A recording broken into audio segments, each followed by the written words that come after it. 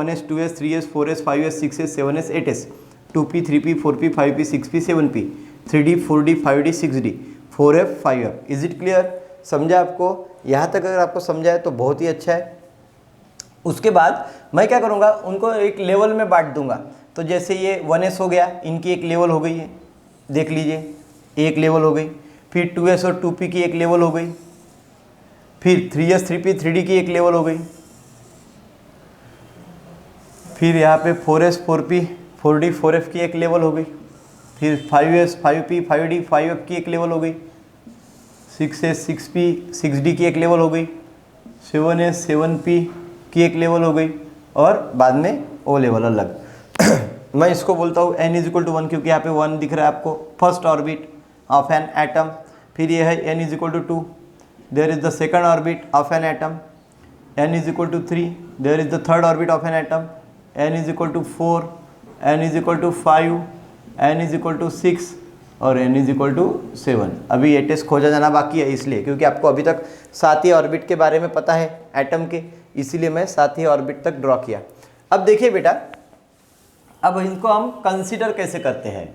देखिए बहुत आसान है, एक सिस्टमेटिकली एग्जांपल बताता हूँ। आप अगर विलेज में जाते हो, किसी गांव में जाते हो और वहाँ पे कभी शादी होती है, तो शादी के तुरंत बाद वहाँ पे क्या होता है, खाने का आयोजन होता है, बराबर है, भोजन का आयोजन होता है। और उसमें एक पंगत बिठाते हैं, पंगत है ना, ऐसे क्यू में लोगों को बिठाया जाता है और उनको खाना परोसा जाता है, बराबर है। तो हम ऐसा मान के चलते हैं कि हमने भी एक पंगत बिठाई है, बराबर है। और उस पंगत में क्या किया है, पहली जो पंगत है वो s ऑर्बिटल वालों ऑर्बिट की है, ऑर्बिटल वालों की है। बाद में जो दूसरी पंगत है वो p की है, तीसरी जो है वो d की है और जो चौथी पंगत है वो f की है।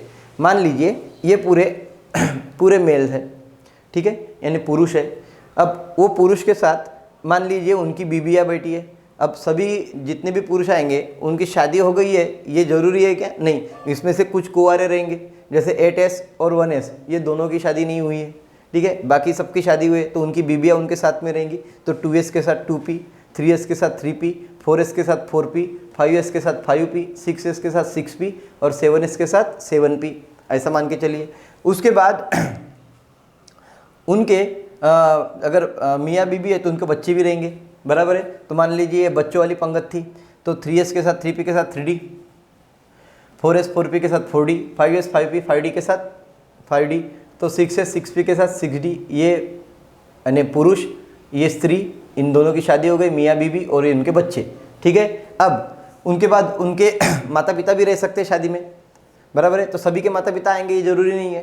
तो जैसे ये पुरुष है, उसकी पत्नी भी आई है, उसका लड़का भी आया और उसके उस पुरुष के माँ बाप भी आए हैं, इसका मतलब दादा दादी भी आए, इस लड़के के दादा दादी भी आई है।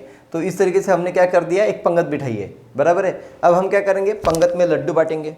अब पंगत में लड्डू कैसे बांटेंगे, देखिए मान लीजिए लड्डू है। अब लड्डू यानी अपने इलेक्ट्रॉन, क्योंकि ये ऑर्बिटल की पंगत है, तो हम मान लीजिए कि ये है, ये लड्डू से भरी हुई टोकरी है, that is nothing but the electron से भरी हुई टोकरी है।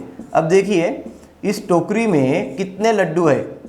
अगर मैं आपको पूछूं कि इस टोकरी में कितने लड्डू है, तो आपका जवाब क्या आना चाहिए, सर इनफाइनाइट। नहीं, इनफाइनाइट नहीं होता है, इसमें होता है 118 electrons, that is nothing but 118 laddoo. Is it clear? तो इसमें 118 क्या है, इलेक्ट्रॉन्स है, या 118 लड्डू है, ऐसा हम मान के चलते हैं। और इनको हमको क्या करना है, इनमें परोसना है। पर किसको कितने लड्डू देना है ये मेरे को पता है। मेरे को ये पता है कि S मैक्सिमम 2 लड्डू खाएगा, यानी जितने भी S होंगे वो 2 लड्डू खाएंगे। जो P है वो मैक्सिमम 6 लड्डू खाएगा। D है वो मैक्सिमम 10 लड्डू खाएगा और F जो है वो मैक्सिमम 14 लड्डू खाएगा, बराबर है। तो ऐसे क्या है, लड्डू को यानी इलेक्ट्रॉन को अकोमोडेट करने की उनकी क्या है, कैपेसिटी है। तो अभी हम क्या करते हैं, सबसे पहले देखते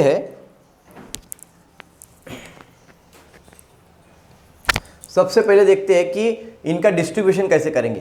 तो देखिए सबसे पहले हम उनके पास जाएंगे जिसकी एनर्जी सबसे कम है। देखो क्योंकि एनर्जी गोज ऑन इंक्रीजिंग, यानी जो सबसे कम लड्डू खा रहा है, धीरे धीरे खा रहा है, पहले हम उसको लड्डू देंगे, बराबर है। वैसे होता है ना कक्षा में, यानी क्लासरूम में जो सबसे शांत बैठता है उसको पहले प्रसाद दिया जाता है, बराबर है। उसी प्रकार से 1s में हम सबसे पहले क्या करेंगे, 2 लड्डू देंगे। देखिए यहाँ पे बराबर गौर कीजिए, 1s को हमने पहले 2 लड्डू दिए, तो 1s2 हो जाएगा। Is it clear? फिर 1s के बाद अगर हम बिल्कुल इसको कंटिन्यू करते थे, यहाँ पे कोई ऑर्बिटल नहीं है, उसके बाद हम जाएंगे सेकंड 2s में। 2p में क्यों नहीं जा रहे? पहले s को देंगे क्योंकि s की एनर्जी सबसे कम होती है, मैंने आपको बताया जितनी भी s ऑर्बिटल आएंगे उनकी एनर्जी कम रहेंगी। तो 1s के बाद हम कहाँ पे जाएंगे? 2s में। तो यहाँ पे देखिए लेवल चेंज हो गई, n1 से आप n2 में जा रहे हैं, तो यहाँ पे कॉमा आएगा, तो 1s2 हो जाएगा, बाद में क्या हो जाएगा? 2s2। Is it clear? फिर आप उसी लेवल में कहाँ पे जा रहे हो? 2p में, तो कॉमा नहीं आएगा। 2s के बाद क्या आएंगे? 2p। p की मैक्सिमम कैपेसिटी कितनी है? 6 इलेक्ट्रॉन की, तो मैं इसको 6 इलेक्ट्रॉन दे दूंगा। अभी तक हमने 10 इलेक्ट्रॉन को डिस्ट्रीब्यूट कर दिया है। टोटल इलेक्ट्रॉन हमारे पास 118 है, 118 है, और अभी तक हमने उसमें 10 दे दिए। 2s के बाद फिर से मैं अभी क्या जा रहा हूँ? कंटिन्यू कर रहा हूँ इसको। तो 2s के बाद मेरे को कहाँ पे जाने को मिल रहा है? 3s में। तो मैं देख रहा हूँ कि n2 से अभी n3 हो गया है, 2p से जब मैं 3s में जा रहा हूँ तो n2 से मैं n3 में जा रहा हूँ, इसका मतलब है यहाँ पे कॉमा आएगा। Is it clear? तो यहाँ पे आ जाएगा 3s2। समझे? फिर देखिए 3s के ऊपर जाओगे तो कुछ नहीं है, तो फिर मैं कहाँ पे जाऊँगा? पहले 3p में जाऊँगा। Is it clear? क्योंकि 3s और 3p की एनर्जी लगभग सेम होती है, तो 3s के बाद मैं पहले 3p दूंगा। तो 3p कितना आएगा? p की कैपेसिटी मैक्सिमम 6 होती है, तो मैंने दे दिया, यहाँ पे 6 दे दिया। फिर 3p के बाद मैं 3d में नहीं जाऊँगा क्योंकि मेरे को इसको कंटिन्यू करना है, तो मैं इसको कंटिन्यू करूँगा इधर। तो बेटा देखिए 3p से मैं 4s में जा रहा हूँ, तो n3 चेंज हो रहा है n4 में, तो मेरे को क्या करना पड़ेगा? यहाँ पे कॉमा देना पड़ेगा, तो यहाँ पे आएगा 4s2। Is it clear? 4s2 के बाद फिर से मैं नीचे, अब नीचे आऊँगा तो इसका मतलब 4 से 3 में आऊँगा तो कॉमा नहीं आएगा, एक बार कॉमा दे दिया है, तो यहाँ पे मैं आऊँगा 3d में। 4s2 3d 10, क्योंकि d की कैपेसिटी 10 है। फिर 3d के बाद मैं कहाँ पे जाऊँगा? 4p, तो क्या हो जाएगा? 4p 6। Is it clear? अब देखिए 4s और 4p एक ही ऑर्बिटल में आ गए, समझ रहे हो क्या? उसके बाद 4p के बाद क्या पे जाओगे आप? नेक्स्ट इसमें। अब नेक्स्ट इसमें जाओगे तो देखो 4 से आप 5 में जा रहे हो, तो कॉमा आएगा 5s2। फिर इधर कंटिन्यू करने के लिए कुछ नहीं, तो हम नीचे आएंगे, तो यहाँ पे जाएंगे 4d में। 5s2 4d 10, 4d 10, फिर 5p 6। Is it clear? 5p 6। फिर कहाँ पे जाओगे आप? 5p से इसको कंटिन्यू करोगे तो 6s में जाओगे, तो n5 से आप n6 में जा रहे हो, तो कॉमा आएगा, बराबर है, तो 6s2। फिर अगर 6s2 में गए तो फिर आप कहाँ पे आओगे? इधर फिर से बॉटम में, तो यहाँ पे आएंगे पहले 4f में। 6s2 4f 14, क्योंकि f की कैपेसिटी कितनी है? 14 इलेक्ट्रॉन मैक्सिमम है। फिर उसके बाद 4f से आप कहाँ पे जाओगे? 5d में, बराबर है, तो 5d की कैपेसिटी कितनी है? 10 मैक्सिमम। फिर 5d के बाद आप कहाँ पे जाओगे? 6p में, तो 6p की कैपेसिटी कितनी है? मैक्सिमम 6 इलेक्ट्रॉन को अकोमोडेट करने की है। और 6p से हम कहाँ जा रहे हैं अभी? 7s में, तो अभी क्या हो रहा है? लेवल चेंज हो रही है, 6 से 7। अगर 6 to 7 जा रहे हैं तो फिर क्या आएगा? कॉमा, तो 7s2 हो जाएगा। फिर 7s2 के बाद हम कहाँ पे जा रहे हैं? 5f14, 5f14 में जा रहे हैं। 5f14 से हम कहाँ जा रहे हैं? 6d10, 6d10। अब अगर आप 6d10 में गए तो फिर आप कहाँ जा रहे हो? ऊपर 7p में, तो 7p 6। अब इसके ऊपर आप नहीं जाओगे, क्यों? क्योंकि अभी तक वो ऑर्बिटल खोजी नहीं गई है, तो मैंने इसको सिर्फ इसलिए लिख के रखा है 8s को, जिससे फ्यूचर में अगर आप कोई एलिमेंट खोजते हो 119 और 120 वाला एटॉमिक नंबर वाला, तो आप उसका भी इलेक्ट्रॉनिक कॉन्फ़िगरेशन कर पाओ, बराबर है।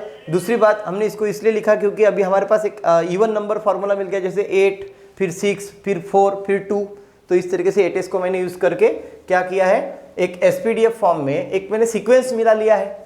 ये जो सीक्वेंस है, अकॉर्डिंग टू दैट सीक्वेंस अगर हम इलेक्ट्रॉन का डिस्ट्रीब्यूशन करते हैं according to their atomic number of an particular atom, तो हम उस एटम का इलेक्ट्रॉनिक कॉन्फ़िगरेशन बहुत आसानी से लिख सकते हैं। तो this is the sequence which have to given. एक बात आप यहाँ पे ऐसे भी याद रख सकते हो कि अगर आप कॉमा में देने में कन्फ्यूजन है आपको, अगर कॉमा यूज़ करने में आपको कन्फ्यूजन है, तो एक बात याद रखना कि किसी भी एस के पहले कॉमा आएगा, किसी भी s ऑर्बिटल के पहले कॉमा आएगा। देखो 2s के पहले कॉमा आया, 3s के पहले कॉमा आया, 4s के पहले कॉमा आएगा, 5s के पहले कॉमा आएगा, 6s के पहले कॉमा आया, 7s के पहले कॉमा आया। Is it clear? समझ रहे हो कि नहीं? तो इस प्रकार से हम एक सीक्वेंस मिला लेंगे 1s2, 2s2, 2p6, 3s2, 3p6, 4s2, 3d10, 4p6, 5s2, 4d10, 5p6, 6s2, 4f14, 5d10, 6p6, 7s2, 5f14, 6d10 and 7p6. Is that in this way we have to give a sequence of an electronic configuration. Is it clear? समझ रहे हो आपको? तो ये आपका electronic sequence है configuration का, SPDF का। तो अभी हम क्या करेंगे, इसका यूज़ करते हुए इलेक्ट्रॉन को क्या करेंगे, डिस्ट्रीब्यूट करने का प्रयास करेंगे पर्टिकुलर एटम में। तो हम अभी मान के चलते हैं कि हमको इलेक्ट्रॉनिक कॉन्फ़िगरेशन करना है किसी भी एलिमेंट का। अभी देखिए आपके पास 118 एलिमेंट है, मैंने आपको बताया पीरियोडिक टेबल में। आप कोई भी एक आधा एलिमेंट ले लीजिए, मान लीजिए tungsten having atomic number 74। Tungsten is also known as wolfram, W there, W is the symbol of that tungsten. तो ये जो W है टंगस्टन, उसका एटॉमिक नंबर कितना है बेटा, 74 है। तो अभी ये 74 एटॉमिक नंबर वाले एलिमेंट का इलेक्ट्रॉनिक कॉन्फ़िगरेशन करना है। आपको बता दूं मैं, ये जो टंगस्टन है ये आपके डी ब्लॉक का एलिमेंट है और ये एक ट्रांजिशन एलिमेंट है, यानी इसमें डी ऑर्बिटल कंप्लीटली फील्ड नहीं रहती, यानी डी में 10 इलेक्ट्रॉन नहीं रहते, 10 से कम रहते हैं, बराबर है। तो ये टंगस्टन का इलेक्ट्रॉनिक कॉन्फ़िगरेशन हम कैसे करेंगे, that is nothing but the applications of that SPDF electronic configuration to right the electronic configuration of tungsten. So how it is right the electronic configuration of tungsten. तो अब अभी हम देखेंगे कि किस प्रकार से लिखते हैं। तो सबसे पहले हम क्या करेंगे, हमारे पास सीक्वेंस है, इसके पास 74 एटॉमिक नंबर है। इसका मतलब है atomic number Z is nothing but the number of proton in gaseous atom. मैं गैसियस एटम इसलिए बोल रहा हूँ, गैसियस एटम, आयन नहीं बोल रहा हूँ मैं, एटम बोल रहा हूँ। Number of proton in gaseous atom और total number of proton in gaseous atom और total number of electron in gaseous atom. ठीक है, तो that is nothing but the atomic number. तो इसका मतलब है, इसका अगर एटॉमिक नंबर 74 है तो इसके पास 74 इलेक्ट्रॉन है। तो अभी उन 74 इलेक्ट्रॉन को हमको सिस्टमेटिकली डिस्ट्रीब्यूट करना है। तो किस प्रकार से करेंगे, हमारे पास सीक्वेंस दिया है, हम उस सीक्वेंस का यूज़ करेंगे। सबसे पहले सीक्वेंस में क्या है, 1s। अब s में कितने जाते हैं बेटा, 2, तो मैंने दे दिया 1s2, यहाँ पे कॉमा आ गया।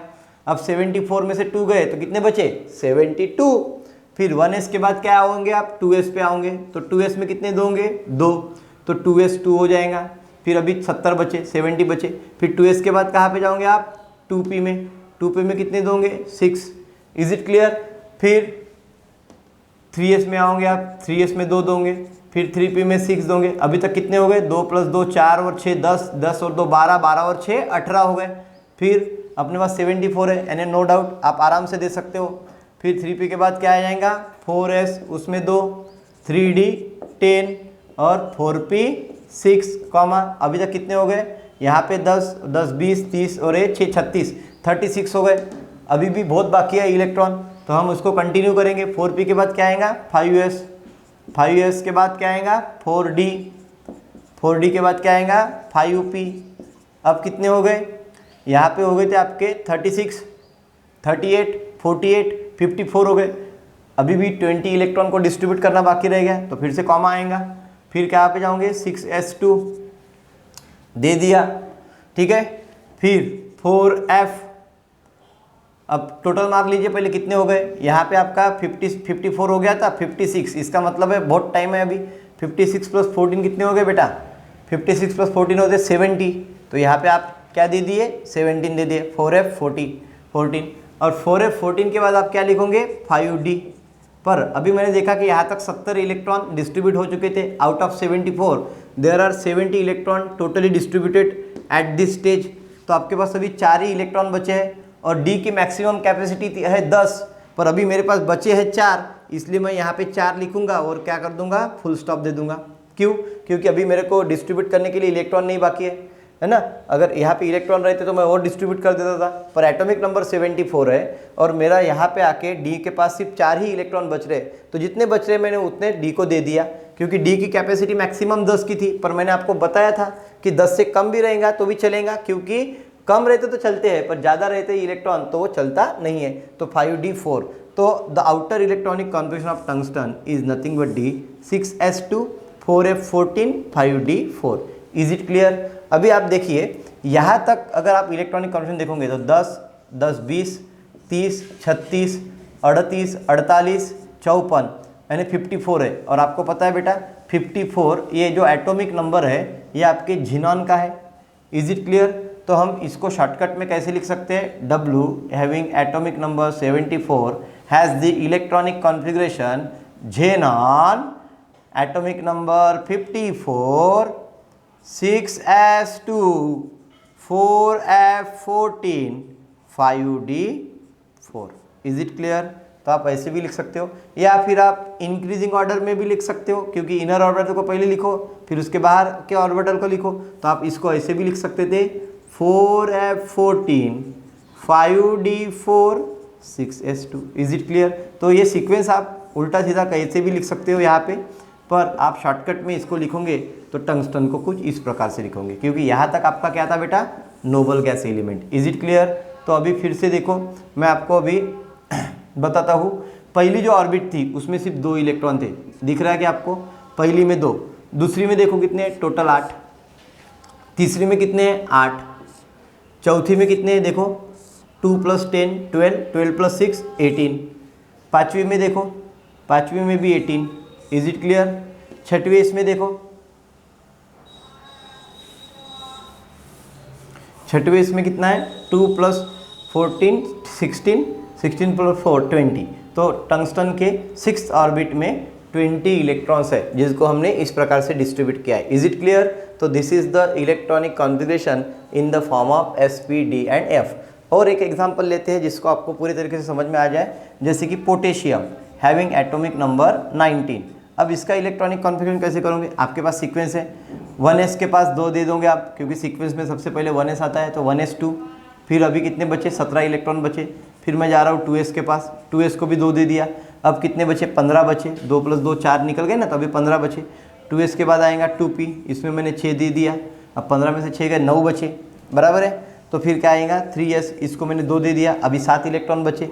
3s के बाद क्या आएगा? 3p, इसमें मैंने 6 दे दिए। अब कितना हो गया? 10 और 2 12 और 6 18, बचा सिर्फ एक इलेक्ट्रॉन बचा है। तो 3s 3p के बाद क्या आता है? 4s, कॉमा देके। तो 4s के लिए मेरे पास सिर्फ बचा कितना है? एक ही इलेक्ट्रॉन, तो मैं यहाँ पे दूंगा और यहाँ पे कर दूंगा full stop. Is it clear? समझ रहे आपको? तो इस प्रकार से इलेक्ट्रॉनिक कॉन्फिगरेशन लिखूंगा मैं पोटेशियम एटॉमिक नंबर 19। अगर मेरे को इसको शॉर्टकट में लिखना है तो मैं क्या करूँगा? आपको पता है यहाँ तक जो है वो आपका 18 हो गया इलेक्ट्रॉन। 2 + 2 6, 2 + 2 4 + 6 10 हो गया। 10 और 2 12, 12 और 6 18। 18 किसका है? एरेगॉन का। तो एरेगॉन का एटॉमिक नंबर 18 है, तो मैं इसको ऐसे लिख सकता हूँ argon 18 4s1 is the electronic shortcut electronic configuration of potassium. Is it clear? With the help of noble gas element we can write the electronic configuration of potassium in this manner. Is it clear? तो इसको हम बोलेंगे S, P, D and F form electronic configuration. With the help of that electronic configuration and with the help of this sequence we can write the electronic configuration of any element in your periodic table. Is it clear? Any element in your periodic table we can easily write the electronic configuration. So today's topic is over. मैं यहाँ पे अपना topic close करता हूँ।